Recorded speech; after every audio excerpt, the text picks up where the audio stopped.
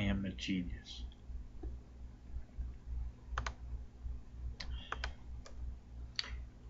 Welcome to TPI, the next generation of sports talk.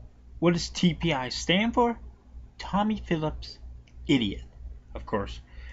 And here on TPI, I will bring you all the big stories in sports each week. We begin the NFL, the only sport that really matters. The Packers continued their torrid pace at home with 53 more points in destroying Philly. I used to dread the Packers playing the Eagles when Donovan McNabb was their QB, as he only lost to the Pack once. But since he left, things have been better in this series. Aaron Rodgers is playing at a very high level, but the Packers have a trap game this weekend in Minnesota before their big matchup against New England. Peyton Manning failed to show up this week in St. Louis, leading to an embarrassing loss for the Broncos. I don't think it's anything to worry about for Broncos fans, but rather just a typical Peyton laying an egg, which happens once in a while. Of course, it happens on the week I traded for him in fantasy, but actually because Peyton's all about the numbers, he did get a ton of garbage yards to make up for his putrid performance. Elsewhere in the NFL, it was the 4-6 Falcons moving into first place with a win over the Panthers, and the Tampa Bay Buccaneers moved into the playoff race at 2-8 by beating the Redskins. Redskins. Am I offending you yet? Also, there were the night games where New England blew out Indianapolis, which is no surprise given that they've owned the Colts for the last 15 years. Pittsburgh up by Tennessee in a typical lackadaisical Steelers performance against a bad team, but they got the W, so that's all that matters as they try to win that horrible division, as my dad calls it, even though every team in the AFC North has a winning record. On now to college football, where the big news was Florida State surviving Miami and Alabama beating Mississippi State. Boy, am I glad we have a college football playoff now so that the national champion isn't decided by people's opinions. Oh, wait. It was typical pathetic post-Paterno play by Penn State this weekend versus Temple. Penn State will get to play in a bowl this year, and it's looking like an embarrassing bowl, such as the Quick Lane Bowl in Detroit. But at least they'll play in a bowl, unlike that other team from Western Pennsylvania. We're moving inside Pirates baseball now, as Russell Martin is gone. No one in their right mind actually thought Martin would stay in Pittsburgh. Of course, John Fedko did, but like I said, the right mind. Not sure how the Pirates will fill the hole at catcher, but if history is any indicator, they will use the crap at the wall method, where they keep throwing stuff at the wall to see if anything sticks.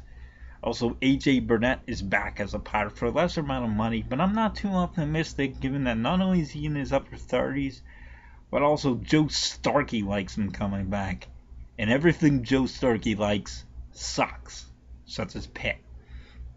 The Penguins got one of the most improbable victories on Saturday in a shootout against the Rangers. I hate shootouts because they artificially inflate a team's record, as there are no shootouts in the playoffs. Still, it was a thrilling game, but don't tell the Console Energy... Still, it was a thrilling game, but don't tell the fans at Console Energy... Oh my. Still, it was a thrilling game, but don't tell the fans at Console Energy Center who were in the parking lot by the time the Pens won the game. The winning shootout goal for the Rangers was waved off, then Lundqvist came back out and Watts Sutter win it for the Pens. Now moving on to NASCAR, there was a wreck this weekend, as always. Okay, on to women's golf, where my girl Christina Kim won the Lorena Ochoa Invitational this weekend. Yes, I follow her on Twitter, and yes, I follow women's golf. She wrote a pretty good book a few years ago, actually. NBA news. Kobe Bryant is suffering with the Lakers as his team is losing nearly every game. Hard to call it suffering when you have gotten away with rape and are making tens of millions a year. But that's what ESPN calls it, so it must be true. Happy time. Happy 30th birthday, Tommy Phillips. Tommy is still searching for a girlfriend at the age of 30, and he is taking suggestions from anyone. If you know a single girl, please fix him up with her. Happy anniversary to the Nintendo GameCube. On November 18th, 2001, the Nintendo GameCube came out in America to much fanfare. 13 years later, it turns out that it only had one good game, Super Smash Bros. Melee. It did have a very interesting controller, however, and Nintendo fans swear by that thing. Happy trails to Pitt's Bullhopes. Pitt managed to lose the basketball school North Carolina at football and is now 4-6.